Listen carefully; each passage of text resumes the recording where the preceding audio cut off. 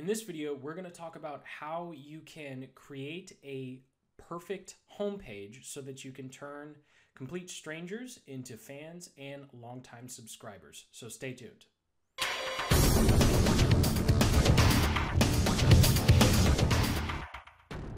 Okay, so there are three elements to a high converting homepage. And the first way you want to think about when you're creating your homepage is, number one, the homepage is actually not about you. So we're talking about the homepage of your website, whether you're doing an e-commerce business, you're a personal, coach or consultant, you're selling digital products online. So even if you're just getting started, this is going to apply to you. So number one, we want to have our page focused on the user. So that means that when people come to your page, we're not actually thinking about, oh, what can we communicate to them, or about me. It's actually about them being your prospects and hopefully future customers. So here are the three elements to make sure that you have a nice, clean landing page that doubles as a homepage, because you want to think of your homepage as a landing page. So number one, we have the feature image area. Number two, we have the credibility builder. And then number three, we have something that I like to call the brand funnel. So let's dive into each one of those, and then I'll also go through an examples from the internet marketing niche, because those guys tend to kind of get it right on the first try and they know how to optimize their pages. So it's a pretty good example to go off of. So first, we have the feature image area. And this is the area that people first see when they come to your page. So it's kind of like the cover of your book per se. So when you're thinking about bounce rates or what makes people stay or instantly leave a website, this is kind of where that snap judgment happens. So what you're going to want, and this is particularly if you are a solopreneur, if you're an e-commerce business, then instead of having a picture of you, you might have a picture of your best-selling product or the product that you want to promote the most. So that's number one. So a picture of the product you're trying to promote the most if you're e-commerce. If you're not e-commerce and you're a solopreneur, then you need a picture of you. Don't do stock images, because people know that it's a stock image and there's no way to build that trust. So even if the image isn't all that great or high def like these ones are, I mean, I know these two people used a professional photographer, it's okay. What's most important is it's a real image of you. Next, we have a clear headline of what you offer. So this is kind of a quick benefit statement pretty much saying either what you're about or what you have to offer them. So one example here, we have Lewis Howes. He has whatever you believe imprisons you. So he's kind of going for a little bit more touchy-feely, kind of Tony Robbins style personal development. And so that's kind of his angle. Then we have Mike Dillard down here. Actually, I'll go to the slide where they're bigger, right? So Mike Dillard down here, we have build your business, build your wealth, live your dreams. And then his call to action, as you can see, says entrepreneurs, and he's clearly calling out entrepreneurs. Lewis Howes, on the other hand, he has the same demographic, but he's going at it a little different way, a little more like I like to call touchy-feely. So what do you love? Do you want to do what you love full time? I'll teach you how. So that's kind of the last section. I skipped ahead, the call to action. And of course we have the pre-subheadline, which is optional. You'll see Mike Dillard down here. He has a little bit of text that talks about a little more of what you're particularly getting when you opt in. So that kind of covers the feature image. So we have the image of you. We have a quick statement that communicates to your prospect what your page is, what you're about, kind of who you are. And then we have a very specific call to action. A very specific call to action, pretty much asking for their name and email. You can do just email. You'll have a higher conversion rate, but you will have a lower sales conversion rate on the back end. So I always recommend having that name and email pop up there on the bottom, not just the email. So step two is the credibility banner. And this comes right after your feature image area. So this is where you'll see people say as seen on or featured. You can also put your certifications if you have relevant certifications, such as if you're a financial advisor or a CPA, you're probably going to want to put that there. If you have any testimonials, if you don't have the first two, the next best is to showcase fans and followers. So maybe pictures of you working with a client or working with someone and a testimonial next to it, or better yet, a picture of you with a famous person.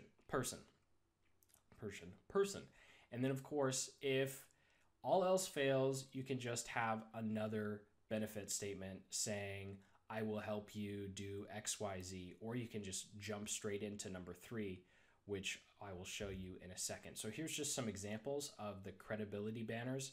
The boost your sales, your funnel conversions now, that's just an example of, he didn't really have any of those other ones to show. So he just decided to say, hey, this is what I'm going to do for you.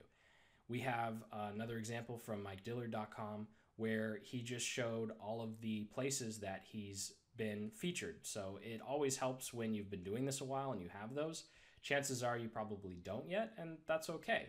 You can do something like what Brendan did down here, where he had pictures of himself with someone famous. If you don't have, Oprah or Larry King, then you can just do pictures of either clients you've worked with, or better yet, pictures of you working with those clients with short testimonials to the side. So again, this credibility thing is kind of just to show you're a real person. You're not just trying to scam the person out of their money, because chances are if they're coming to your homepage, your prospects are just getting introduced to you. Most of your longtime customers or prospects aren't visiting your homepage to just check it out. They'll be on your social media channels, or hopefully, logging into a membership site or something that you've already sold them.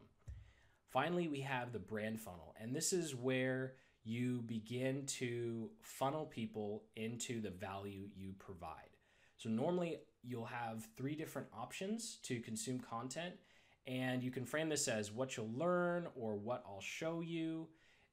Here is an example from Todd Brown's site where he is a marketing funnel consultant. So he shows small businesses how to create sales funnels online. So he has identified 3 essentially problems that he's going to solve for people. You want more leads? Click here. You want more conversions? Click here. You want more profits? Click here. And this does 2 things. Number 1, it allows you to show value upfront, because we've already kind of had a soft ask for their email at the very top in the feature area. And if they've come down to the page so far, your headline or your beautiful picture or your credibility didn't really catch them enough to say, yeah, I want to give this person my name and email to learn more. So this is where you kind of back off a little bit. You say, okay, they didn't really take me up on the first offer. That's okay. Now I'm going to show them value and then essentially try and solve a problem that they have.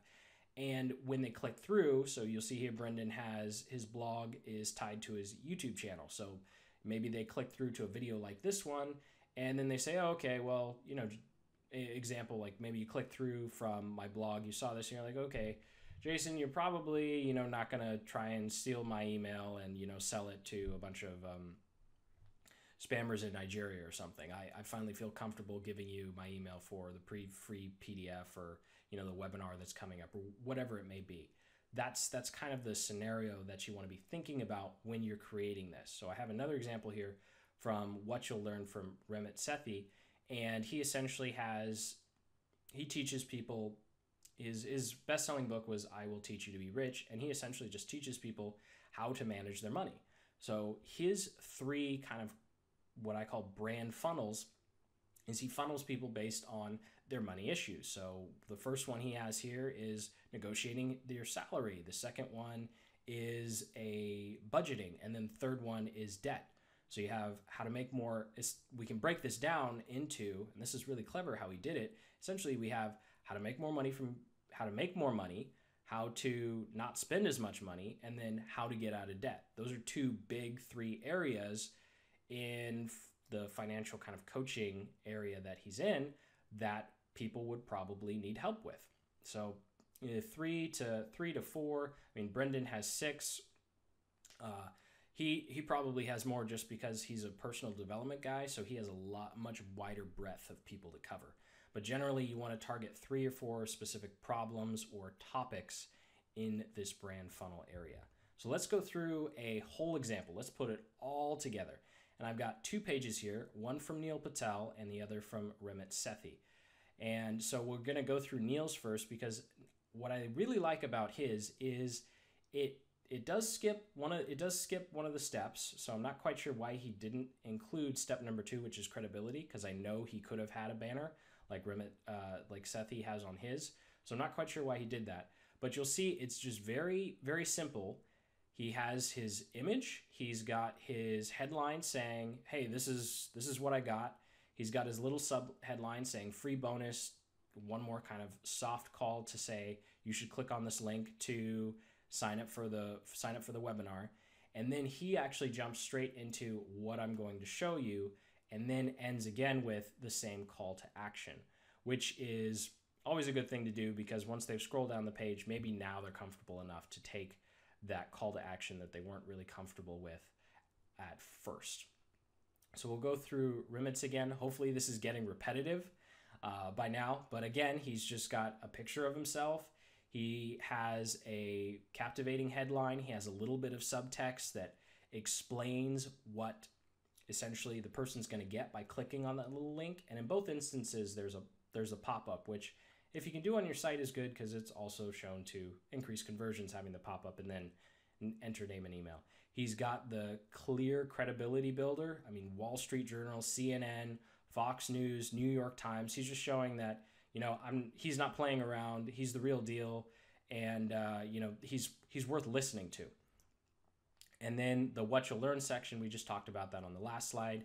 It's essentially his brand funnel. He's further segmenting people and providing value to them, and then he's going to have another call to action on each one of those content pieces or parts of the blog that he sent to. And then again, he ends with another call to action. And that's really all there is to it, to creating a simple, high converting landing homepage. And I keep saying landing page, but this is a homepage, and it's a homepage with a landing page mentality designed in mind, where there's not a bunch of things going on. It's very clear. You can tell they're all very concise and clear on what they want the user to do. And you can see Neil's, I cut it off at the bottom. He doesn't even have the usual navigation at the top. He actually just puts the navigation at the bottom, and to further focus people on, I want you to click this button. And that is how you create a nice, simple, high converting homepage. So I hope you enjoyed the video. If you did, please go ahead and hit that like button and subscribe for more conversion and marketing tactics and tips. I'll see you in the next video.